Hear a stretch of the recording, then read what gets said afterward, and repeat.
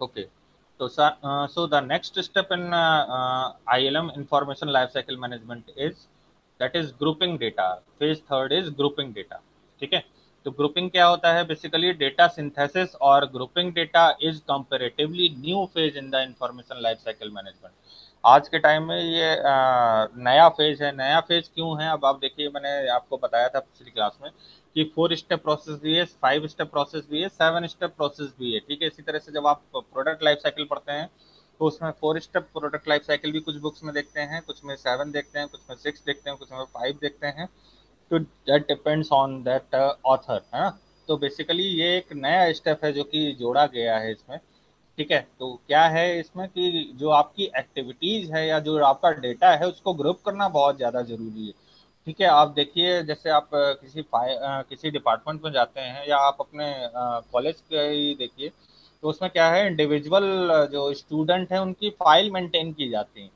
ठीक है. चाहे वो सॉफ्ट कॉपी में हो या हार्ड कॉपी में हो. ठीक है. तो उसमें क्या होता है कि आपने जो भी 2 साल में, है ना, ड्यूरिंग योर एमबीए जो भी आपने अचीव किया है या जो भी आपने काम किया है या जो भी आपने एकेडमिक एक्टिविटी परफॉर्म की है, उन सब का रिकॉर्ड आपकी फाइल में रखा जाएगा. ठीक है. चाहे वो आपने उसको किस लेवल तक अचीव किया है, तो वो सारी इन्फॉर्मेशन आपकी फाइल में होगी. तो इन केस अगर मुझे ज़रूरत होगी, ठीक है, कि मुझे एक पर्टिकुलर स्टूडेंट की फाइल चाहिए, तो मैं उस फाइल को एक्सेस करके उसमें से जो इन्फॉर्मेशन एक्सट्रैक्ट करूंगा तो उसमें आपकी मुझे पूरी जानकारी मिल जाएगी. ठीक है. तो that is what the grouping the data, उसको ग्रुप करना. ठीक है. कंपाइल करना सही तरीके से. ग्रुपिंग से ही काफ़ी सारी प्रॉब्लम सॉल्व हो जाती हैं. ठीक है. काफ़ी सारी इन्फॉर्मेशन आप जो है इजीली गेट कर सकते हैं अगर आपने प्रॉपर सिस्टमेटिक तरीके से आपने ग्रुपिंग कर रखी है डेटा की. और उसमें अगर टोटल एवरेज वगैरह जैसे होता है ना कि आपने फर्स्ट सेमेस्टर में कितने मार्क्स सिक्योर किए, ठीक है, तो आपका इंडिविजुअल जो हर एक सब्जेक्ट के मार्क्स हैं और टोटल जो फाइनल सेम का मार्क्स है, अगर आपकी ट्रांसक्रिप्ट प्रॉपरली रखी हुई है, ठीक है, तो उससे मैं क्या देख सकता हूँ, फर्स्ट में इतने थे, सेकंड में इतने थे, थर्ड में इतने थे, फोर्थ में इतने थे और टोटल एमबीए में इतने परसेंटेज आए हैं इस स्टूडेंट के. ठीक है. तो वो इन्फॉर्मेशन मुझे इजिली मिल जाती है. ठीक है. तो वो किस वजह से है? अगर आपने प्रॉपरली ग्रुपिंग कर रखी है डेटा की. तो डेटा सिंथेसिस और grouping the data is comparatively new phase in the information life cycle management. Grouping data lets you quick access to compiled information such as totals. ठीक है. टोटल जैसा मैंने अभी बताया कि आपके एमबीए के फर्स्ट सेमेस्टर में कितने 8 के करीब सब्जेक्ट थे, है ना. तो 8 सब्जेक्ट में फर्स्ट में इतने थे, सेकंड में इतने थे, थर्ड में इतने थे और अल्टीमेटली क्या लिखा होता है, टोटल इतने आपने अटेन किए हैं आउट ऑफ 800, है ना. और उसके बाद अब इसका एवरेज लिखा होता है. एवरेज कितना आपका आया वो आपका नीचे लिखा होता है. मीन कितना रहा आपका वो लिखा होता है. ठीक है. और भी अगर कुछ जानना चाहते हैं, अगर मैनेजमेंट या कोई भी पर्टिकुलर, जैसे अभी आजकल क्या देखा जाता है इंडस्ट्री में, परसेंटेज पूछते हैं या सीजीपीए पूछते हैं. तो अगर परसेंटेज चाहिए होता है तो परसेंटेज लिखते हैं, सीजीपीए चाहिए होता है तो सीजीपीए लिखते हैं. कुछ लोग कहते हैं कि सीजीपीए को आप परसेंटेज में कन्वर्ट करके लिखें. तो जैसे अगर आपका 10 पॉइंट स्केल है तो आप क्या करते हैं, 10 से मल्टीप्लाई कर देते हैं. ठीक है. और अगर आपका कोई और स्केल है, जैसे आईआईटी कानपुर का स्केल अलग होगा, ठीक है, आईआईटी दिल्ली का स्केल अलग होगा, तो उनका पीछे मार्कशीट के पीछे उसके पीछे वहाँ पर फॉर्मूला लिखा होता है कि आप इतने से मल्टीप्लाई करके, उसको सीबीएसई का अलग फॉर्मूला होता है तो वो फॉर्मूला पीछे लिखा होता है, उससे आप मल्टीप्लाई करके उसको परसेंटेज में कन्वर्ट कर सकते हैं. ठीक है. तो उससे क्या है, इन्फॉर्मेशन आपको easily get, you can get that information easily. Okay. तो grouping data lets you quick access to the compiled information. ठीक है. तो क्विक एक्सेस आपको मिल जाता है कंपाइल्ड इन्फॉर्मेशन का, जैसे टोटल है, एवरेज है, मीन्स है और भी other information you can get easily by grouping only. ठीक है.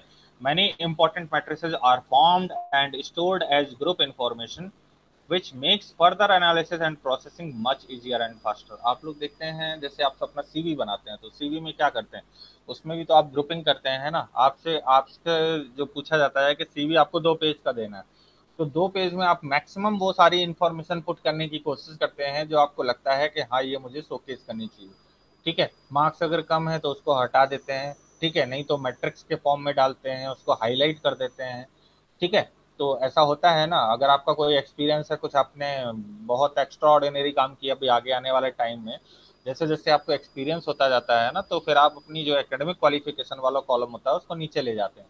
ठीक है. जैसे मार्केटिंग और सेल्स के लोग होते हैं, ठीक है, तो जनरली मैंने देखा है ठीक है, नोटिस किया है कि परसेंटेज पे वो बहुत ज़्यादा बिलीव नहीं करते हैं, बल्कि वो एक्स्ट्रा करिकुलर एक्टिविटीज़, मतलब कह सकते हैं कम्युनिकेशन स्किल कितनी अच्छी है, कन्विंसिंग पावर कितनी अच्छी है।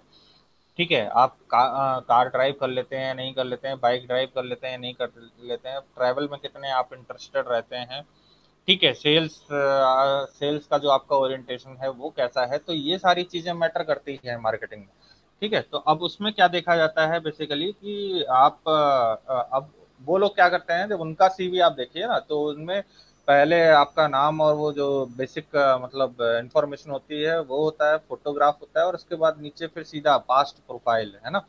पास्ट प्रोफाइल में इस कंपनी में काम कर रहा था, मैंने इतने की सेल की, इतने का टारगेट मिला था मुझे, ये अचीव किया, और मैं इसमें जो है बेस्ट सेल्स पर्सन का मैंने अवार्ड जीता था।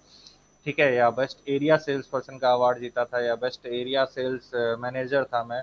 ठीक है, तो वो सारी डिटेल आप जो है ज़्यादा हाईलाइट करते हैं, कोट करते हैं, तो क्यों करते हैं, क्यों ऐसा क्यों ग्रुप करते हैं, तो that is what grouping the information. क्यों है ग्रुपिंग, जिससे कि आप अपना जो भी टैलेंट है या जो भी आपकी स्किल है या जो भी आपका एक्सपीरियंस है उसको आप शोकेस कर सकें। ठीक है, तो that is what you are doing with your data, है ना। आप अपने बायोडेटा में क्या करते हैं, उस डेटा की क्लस्टरिंग करते हैं, ग्रुपिंग करते हैं, एजुकेशनल जो आपकी होती है या एक्सपीरियंस के बेसिस पर जो भी आपका इंफॉर्मेशन है, जो डेटा है, उसको आप क्या करते हैं, ग्रुपिंग करते हैं। तो many important matrices are formed and stored as group information which makes further analysis and processing much easier and faster. ठीक है, तो फर्दर एनालिसिस के लिए और प्रोसेसिंग के लिए आप जनरली मैट्रिक्स वगैरह क्रिएट करते हैं, फॉर्म करते हैं, ग्रुप फॉर्म करते हैं, तो that comes under this category. Grouping data is essential when dealing with the large volume of information. जब ज़्यादा आपके पास इंफॉर्मेशन होती है तो आप क्या करते हैं, उसको ग्रुप करके और उसकी कैटेगरी बना करके टेबल बना देते हैं। टेबल में क्या होता है कि आप कम जगह पर आप जो है ज़्यादा इंफॉर्मेशन कोड कर सकते हैं। जैसे रिव्यू ऑफ लिटरेचर आप लोगों ने किया होगा। ठीक है, तो रिव्यू ऑफ लिटरेचर के कुछ पेपर पढ़िएगा आप जर्नल्स में लेकर के, तो देखिएगा कि जब जैसे मान लीजिए मैंने 200 पेपर का रिव्यू किया है, तो 200 पेपर का अगर मैं रिव्यू लिखने बैठूंगा, तो अगर प्रॉपरली मैंने रिव्यू लिखा हर एक पेपर का, तो मुझे कितना पेजेस लगेंगे, कम से कम नहीं तो 70-80 पेजेस लग जाएंगे, है ना। 200 के करीब जो मैंने पेपर्स का रिव्यू किया है, तो हर एक का अगर आधा पेज भी मान लीजिए, ठीक है, आधे पेज में भी अगर आप पूरी इन्फॉर्मेशन देंगे तो उसमें भी आप देखिए तो 100 पेज के आसपास आपका लग जाएगा।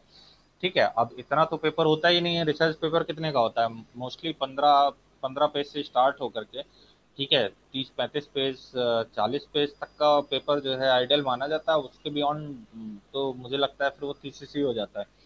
ठीक है, या वो प्रोजेक्ट की कैटेगरी में, रिपोर्ट की कैटेगरी में आ जाता है। ठीक है, तो अब उसमें अगर आपको डेटा दिखाना है वो सारा, वो 200-300, इवन अभी तो 350 इतने ज़्यादा पेपर्स के रिव्यू लोग करके दिखाने लगे हैं टेबल्स में, तो वो टेबल में उसको रिप्रेजेंट कर देते हैं, मैट्रिक्स में रिप्रेजेंट कर देता है। उसमें क्या है, ऑथर का नाम, उसका सन, ठीक है, उसके बाद उसने कौन सा टूल अप्लाई किया, क्या मेजर फाइंडिंग रही है, क्या मेजर लिमिटेशन रही है, ठीक है, क्या नोटेबल उसने वर्क किया है, बस इसका जो है। और इसमें भी अगर आप देखिए ना, तो उसमें भी वो ग्रुपिंग कर देते हैं। जैसे एक पर्टिकुलर डायमेंशन है, ठीक है, जैसे मान लीजिए कि डेयरी सप्लाई चेन है, तो डेयरी सप्लाई चेन में जैसे एक्स ऑथर ने भी काम किया, वाई ऑथर ने भी काम किया, जेड ऑथर ने भी काम किया है। ठीक है, तो एक्स वाई जेड सारे ऑथर्स के नाम डाल करके, उनका ईयर डाल करके, और उसके सामने अगर कुछ नोटेबल टूल वगैरह लगाया है तो वो सब करके और वैसे स्टडी करके लिख देते हैं, तो वो पता चला कि एक पेज में ही पूरी समरी उन्होंने प्रिपेयर करके दे दी। तो that is what the grouping of data. अगर अब और किसी फर्दर किसी को इंटरेस्ट आएगा तो वो रेफरेंसेस में जा करके और जो भी मतलब इंफॉर्मेशन है या जो भी डेटा है उसको जा करके वहां से एक्सेस कर सकता है रेफरेंसेस से। ठीक है, तो that is what the grouping of data. तो grouping data is essential when dealing with the large volume of information. तो ग्रुपिंग कब जरूरी है, जब आप लार्ज वॉल्यूम ऑफ इंफॉर्मेशन से डील कर रहे होते हैं और उसमें आपको काम की इंफॉर्मेशन निकालनी होती है, तो आप क्या करते हैं, जनरली उसको ग्रुप कर देते हैं, टेबल के फॉर्म में ले आते हैं, मैट्रिक्स के फॉर्म में ले आते हैं, ग्रुप ग्रुप में उसको जो है सिस्टमेटाइज कर देते हैं।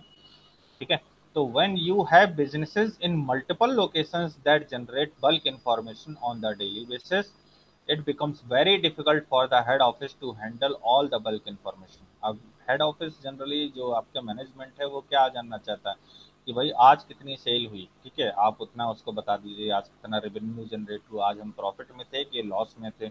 ठीक है, पिछले एक महीने में हमारी सिनेरियो क्या रहा है, पिछले एक साल में हमारा सिनेरियो क्या रहा है, या किस सन में हमने जो है क्या प्रॉफिट अटेन किया था, तो उनको उस इंफॉर्मेशन से मतलब। ठीक है, तो और मल्टीपल लोकेशन में आप ऑपरेट करते हैं, मल्टीपल कमोडिटीज में आप डील करते हैं, मल्टीपल इवन इंडस्ट्री सेक्टर में आप डील करते हैं। ठीक है, तो आपके लिए जो इन्फॉर्मेशन का सेगमेंट है वो क्या है, काफी ज्यादा लिमिटेड है। अब उसको आपको अगर डेली बेसिस पर रिपोर्टिंग चाहिए तो आपके लिए क्या इम्पोर्टेंट, क्या इन्फॉर्मेशन है जो कि क्रूशियल है, जो आपको एनालाइज करके आपको प्रोवाइड करानी है, तो वो आपका जो टीम होती है वो आपको एनालाइज करके, ग्रुपिंग करके, एनालाइज करके आपको जो वो इन्फॉर्मेशन प्रोवाइड करते हैं। ठीक है, तो when you have business in multiple locations that generate bulk information on daily basis, it becomes very difficult for head office to handle all this bulk information। तो इसके लिए आप क्या करते हैं, जनरली आप डेटा की ग्रुपिंग करते हैं और उसके बाद उससे डेटा को एनालाइज करके, इंफॉर्मेशन एक्सट्रैक्ट करके और मैनेजमेंट को प्रोवाइड कराते हैं। तो for example take the telecom, banking, insurance, retail chain and governance sector. ये इंपॉर्टेंट सेक्टर है किसी भी कंट्री के लिए, जो इंपॉर्टेंट होते हैं और जिनको आपको सेफ्टी सिक्योरिटी प्रोवाइड करनी होती है। ठीक है, तो इस सेक्टर में भी अब आप देखिए ये बहुत बड़ा चैलेंज होता है कि जो काम की इन्फॉर्मेशन है उसको एक्सट्रैक्ट करके और प्रोवाइड कराना। ठीक है, तो वहाँ पर ग्रुपिंग बहुत ज़्यादा जरूरी होती है। ठीक है, तो there is always bulk data that is generated which is grouped at the end of day और पीरियडिकली फॉर द कन्वीनियंस। तो बेसिकली होता क्या है ना कि ऑफिस वगैरह में जब आप जाइएगा काम करने तो देखिएगा, ठीक है, fortnightly report, monthly report, weekly report या डेली रिपोर्ट जनरेट की जाती है। ठीक है, और उसमें वो समरी पूछी जाती है जो उनके लिए काम की है। ठीक है, या जो मैनेजमेंट के कंसर्न की है, जो मैनेजमेंट जानना चाहता है, वो समरी जो है आप प्रिपेयर करके और उसको फॉर्मेट में, या तो वहाँ पर रेडीमेड टेम्पलेट होता है, उसमें आप जो इन्फॉर्मेशन वो चाहते हैं वो आप लिख करके और दे देते हैं। जैसे आज का प्रोडक्शन कितना रहा है, आज की कैपेसिटी कितनी रही है, आज आपने जो है कितनी यूनिट्स बनाई हैं, कितनी यूनिट डिलीवर की हैं। ठीक है, कौन सी यूनिट अभी लॉजिस्टिक्स में है, कब तक पहुंचेंगी, क्या है, वो सारी डिटेल आप क्या करते हैं, वो आप डेली बेसिस पर रिपोर्ट करते हैं। ठीक है, आप अपने बॉस को रिपोर्ट करेंगे, आपके बॉस जो उनके सीनियर होंगे उनको रिपोर्ट करेंगे।